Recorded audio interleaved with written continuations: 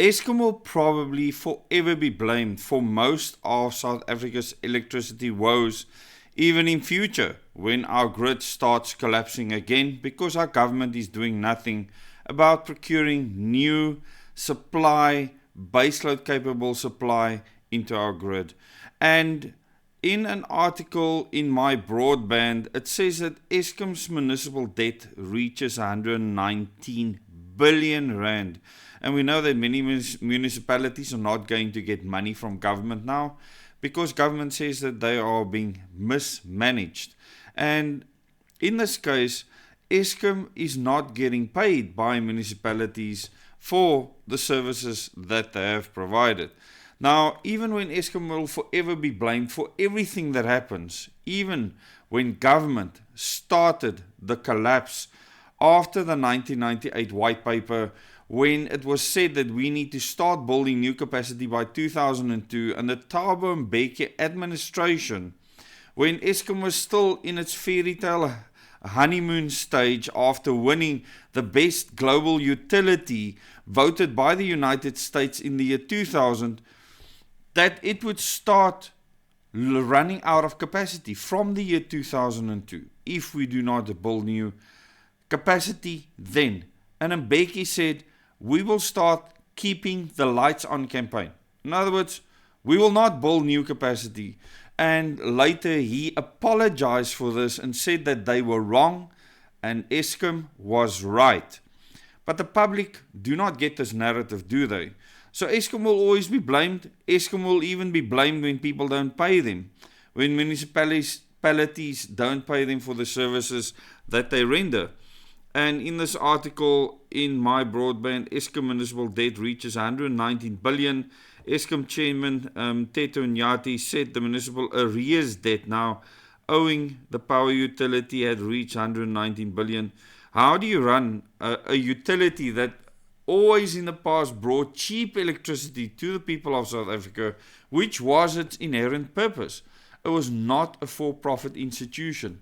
And then government forced it to buy extremely expensive electricity from IPPs, both wind and solar, of which solar was by far the most expensive, often almost 10 times more expensive than a baseload capable nuclear power station like Koeberg, running back then at 40 cents a kilowatt hour, now at 45 cents a kilowatt hour, when those initial renewables averaged at over 3 Rand 60 a kilowatt hour.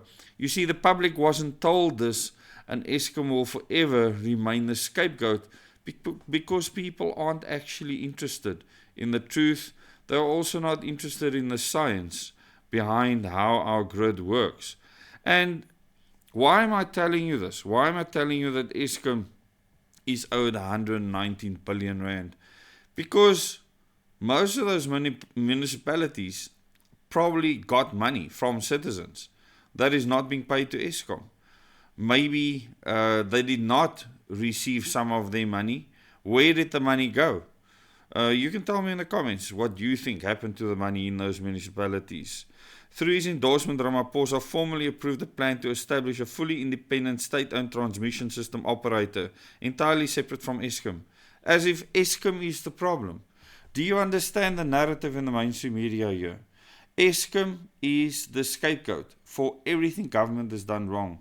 It's so easy for Cyril Ramaphosa to create this transmission company, and he should absolutely go ahead, do this, so that he can see how this transmission company decides to not take energy from a solar or wind farm because it is too expensive, and see who foots the bill for that. Because up until now, Eskom has taken the brunt of the criticism, and we have footed the bill because Eskom was forced to charge you more because of wind and solar coming into the grid.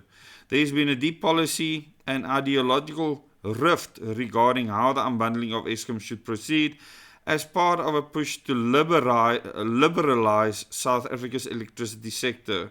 I want them to go ahead. The grid must just collapse.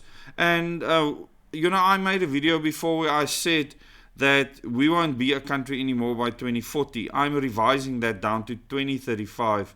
So by 2035, South Africa will not exist as a country anymore because our politicians do not understand the grandstanding that is happening here and the absolute fake information that is being fed to these politicians, and how they will not do anything that will save our power grid.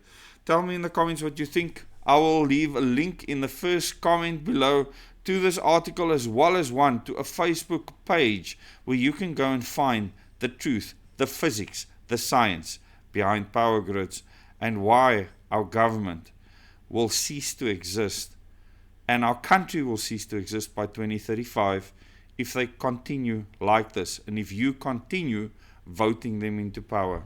Thanks so much. Till the next video.